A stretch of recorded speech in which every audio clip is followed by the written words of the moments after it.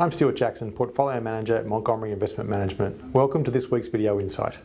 Having lagged the market bounce back in the middle of the year, the banks have been playing catch-up in the last few months as increasing likelihood of a shorter economic downturn and reduced fallout have gradually been factored into the share prices. Despite this outperformance in recent months, the banks as a group have still generated a loss of 7% since the pre-COVID market high on 20 February 2020. This compares to a loss of 3% for the broader market over the same period. Heading into the COVID crisis, the banks were already under pressure from slowing credit growth, fee and net interest margin pressure, as well as stubbornly high operating costs as rising compliance costs offset efficiency gains. COVID added the threat of a major loan loss cycle. Initially, the market suggested that the collective provisions raised by the banks would not come close to covering the fallout from the unprecedented collapse in economic activity caused by lockdowns.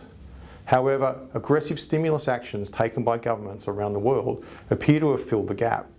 This has seen the market's expectations for loan losses move from levels well above the collective provision overlays to something more in line with the level of the recently expensed overlays. Now there is increasing speculation these overlays could actually be unwound. This would result in the release of capital that can be returned to shareholders as a one-off boost to dividends.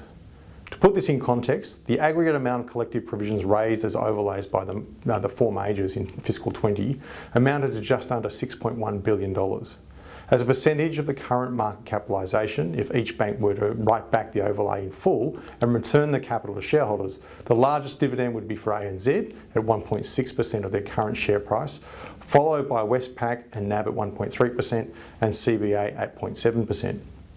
But we view that as unlikely in the near term, given that the risk of the bad debts resulting from the COVID recession are unlikely to be known until the fiscal stimulus payments are removed in the June quarter, and the longer-term impacts on activity post the rollout of vaccines are known.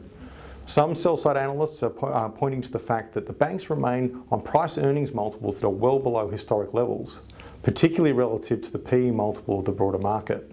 This is used as an argument for further outperformance from the banks in coming months. However, I would warn that the price-earnings multiple of the banks have been falling for some time as a result of margin compression and higher capital requirements, which reduce the return generated on incremental equity invested. This reduces the value generated from earnings growth, the outlook for which has also been diminished in absolute terms as well.